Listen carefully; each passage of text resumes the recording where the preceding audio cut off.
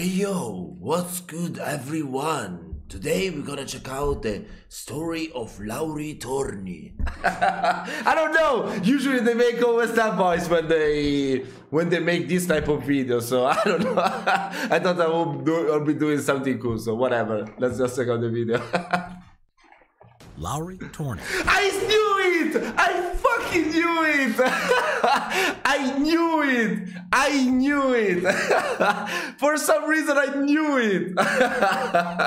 Yeah, I mean, yeah, it sounds pretty cool. It sounds pretty cool. You gotta give it that. Come on. A soldier of 3 armies.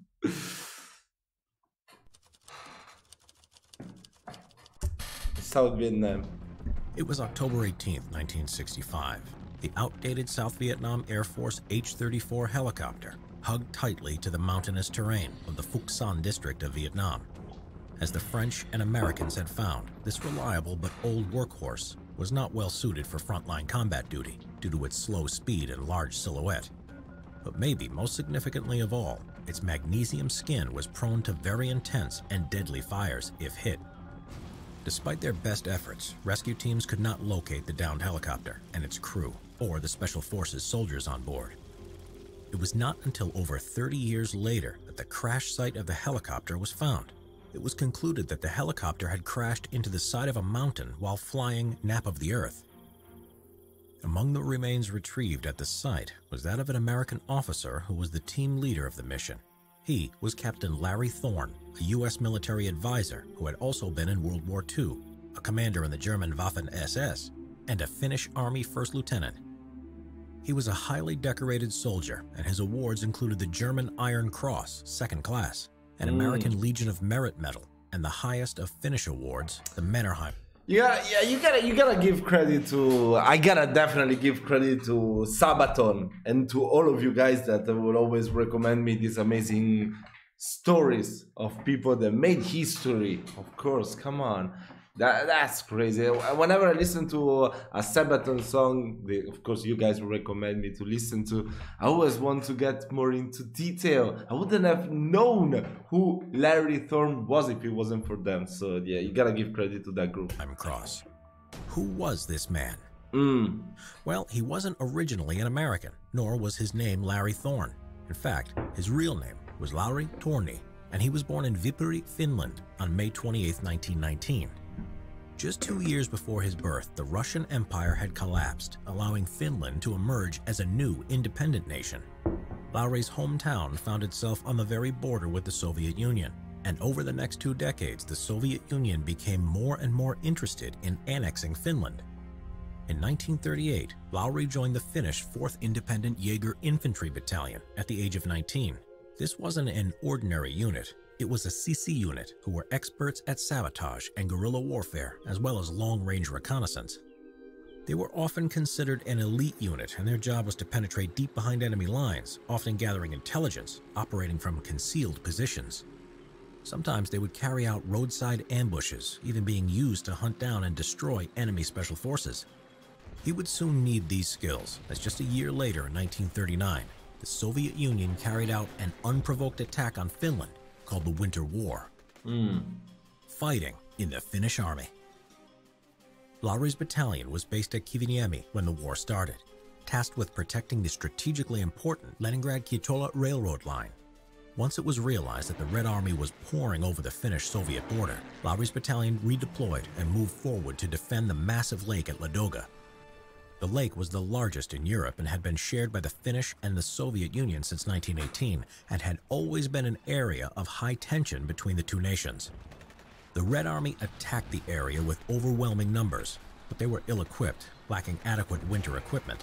Their tanks were also still painted olive green, and their infantry were still wearing brown coats as their camouflage winter clothing had yet to arrive. Lauri's battalion pushed back and surrounded a large number of Red Army troops at Lemeti on the northern part of the lake.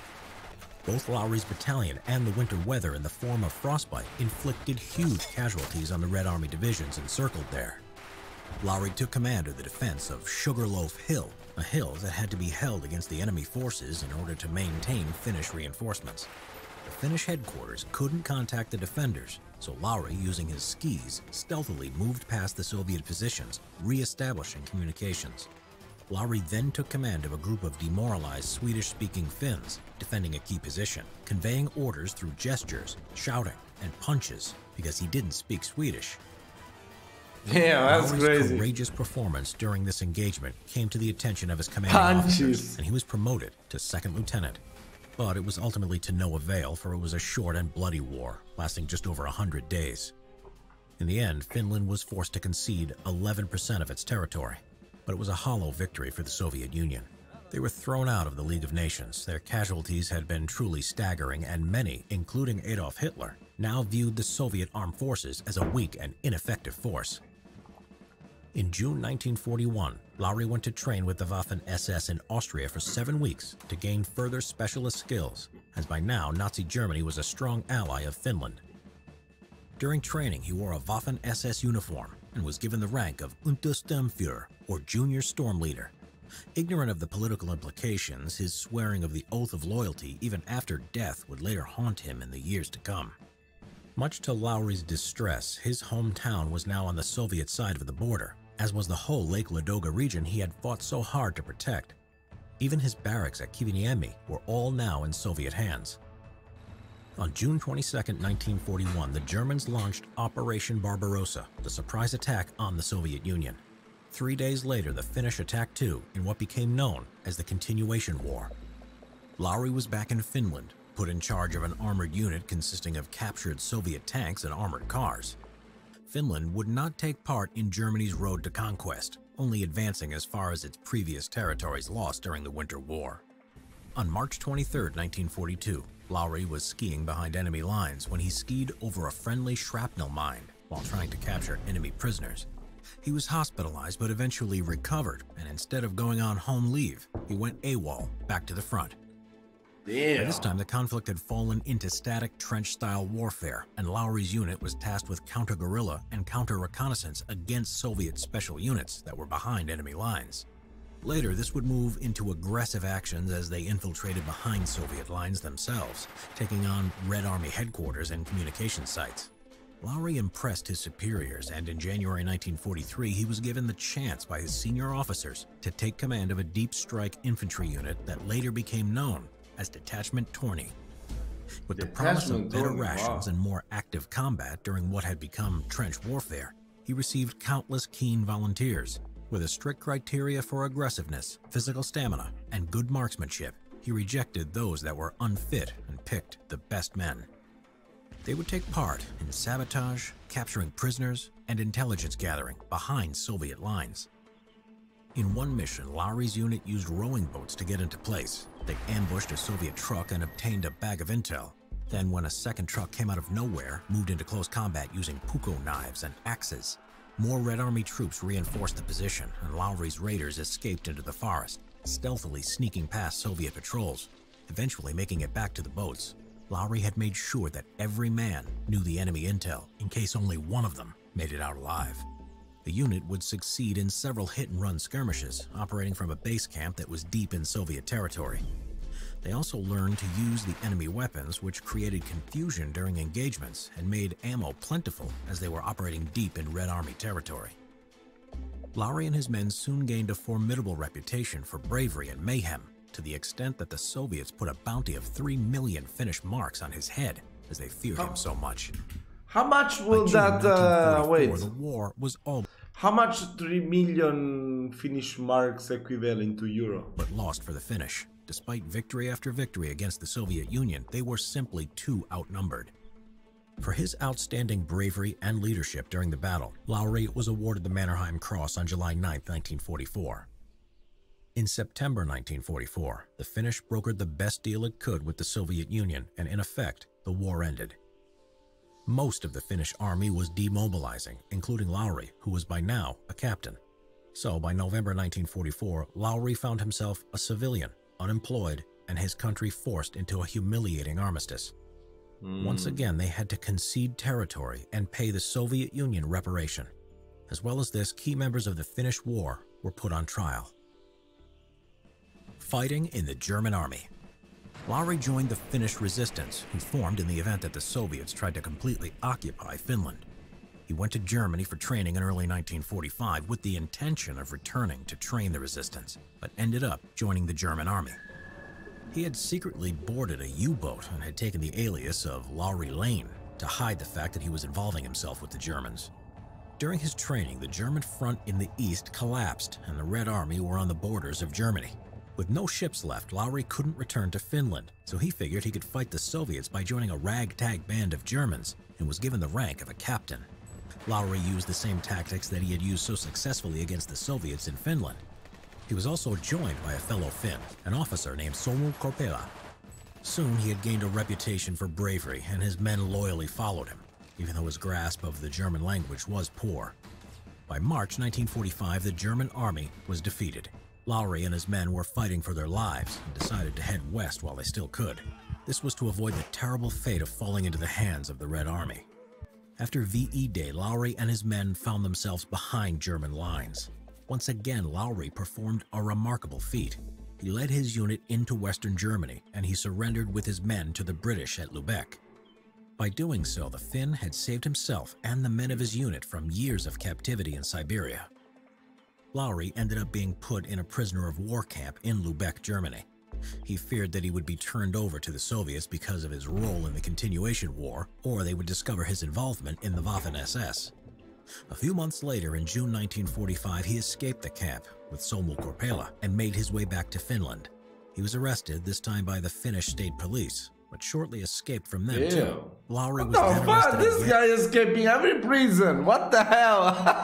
Oh my god. This guy could even escape Guantanamo if he wanted to. What the hell? And in June 1946, been tried for treason for joining the German army when Finland had signed a peace treaty with the Soviets. He was sentenced. Is that? Ah, I thought it was the Finland flag. Looked like the Inter flag. Oh my god. Inter Turku, not Inter Milan. To 6 years in prison. During his time in prison, he had made several escape attempts, which all ended in failure. His last one used a grappling hook made from bed sheets and scrap from the metal shop. He was finally pardoned by the Finnish president in December 1948 and released. Unhappy and disillusioned, Laurie went to Sweden in 1949 under the false name of Elino Morski. How does he end up in America from Finland to Sweden? Sorry guys, I just woke up, I'm trying to wake up. But this story is so cool, it's not because of the story is boring, just me trying to wake up. He ended up in Venezuela and in 1950 a Swedish wait, how? From Sweden to Venezuela? Laurie went to Sweden in 1949 under the false name of Elino Morski. He ended up in Venezuela and in 1950 How did you end up in Venezuela from MS Skagen? From a Swedish months later, when it was off the coast of Alabama, he jumped ship and swam ashore. Oh, sweet home, He was Alabama. reduced to doing carpentry and cleaning jobs, and in 1953, he was granted a residence visa. Fighting in the U.S. Army. In 1954, at the age of 35, he joined the U.S. Army, adopting the name. Age of 35? Why did you paint him like he's a fucking old man? Look at that, looks like 70 at least. Oh my god, that's crazy. He looks like, I don't know. That's crazy. He looks like Arnold Schwarzenegger right now with the face like this. I mean, I think Arnold is 65, right? Larry Thorne. Even though he was a did it say 35 or 65? U.S. Army. In 1954, at the age of 35, no, 35. The U.S. Army, adopting the name. Damn, how many things has he done at the age of 35? I'm gonna be turning 34 soon, and I haven't done anything in this fucking life. Larry Thorne. Even though he was a recruit, his experience stood out vastly compared to the other men. His natural leadership abilities gained him rapid promotion, and he was made a first lieutenant in 1957 and then a captain in 1960. He had been stationed in West Germany from 1958 to 1962. During this time, he got in trouble when he got into a bar fight. A fellow Finnish officer pulled some strings and he got Larry transferred to the 10th Special Forces Group. He was able to use his experience to teach skiing, survival, mountaineering, and guerrilla tactics, and learned new skills himself in airborne school. In January 1962, Larry was sent to the Zagros Mountains of Iran in command of his team, where he successfully completed his mission to destroy the top-secret material on a crashed U.S. plane. Then in 1963, he was sent to South Vietnam to assist in the formation of local CIDG units. In one particular vicious firefight at Tien Bien near the Cambodian border, he was awarded 2 Purple Hearts and a Bronze Star for bravery. The Viet Cong attacked his base in force and breached the outer perimeter, almost overrunning the area. If it wasn't for his determination, the base would have been lost. It is said that in Robin Moore's book, The Green Berets, Captain Steve Corney is based on Larry Thorne. When he returned to the United States, instead of retiring to a desk job, Larry volunteered for a second tour of duty. During his second tour of duty on October 18, 1965, Larry was put in command of a top-secret Special Forces unit called MACV-SOG, trying to locate Viet Cong turnaround points along the Ho Chi Minh Trail, when his helicopter crashed in the mountains and he was killed. His remains went undiscovered for over 30 years. Wow. Larry earned the Distinguished Flying Cross and was promoted to Major posthumously. His name is honored on the Vietnam Veterans Memorial in Washington, D.C., and in 2003, his remains were brought back to America. He was buried with full military honors at Arlington National Cemetery in Virginia.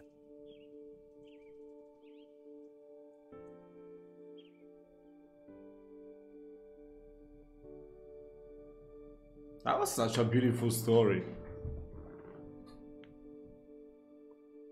Right, it is over.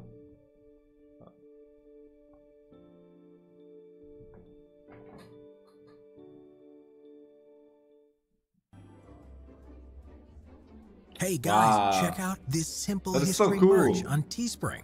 There's t-shirts, mugs, stickers, phone cases, and much more. Link. As usual, guys, I'm gonna leave you a link to check out the original video. Go show them support because they are doing something amazing. Come on, I do love reacting to these channels. I love learning more about history. So if you got any other recommendations of cool historical facts that are mostly unknown to the people, I would really appreciate it. I love to learn about huge historical events that affected the world that we live in today. But I also like to learn like I don't know, this kind of cool little facts. Like even I found, I think we should also react to some football facts, because the other day I was listening to a podcast that were talking about Aston Villa, the team from England, from Birmingham, that they lost in the bar getting drunk the Champions League. The bartender stole the the freaking cup and then realized, oh, what the fuck am I doing? He brought it over to a nearby police station. It was pretty funny, you know. I like those type of history too, you know. They might not be very important, but they're nice to be learned. So if you have any more recommendations, please let me know down in the comments and I'm gonna do it as soon as possible. Hope you've enjoyed the video and I will see you next time.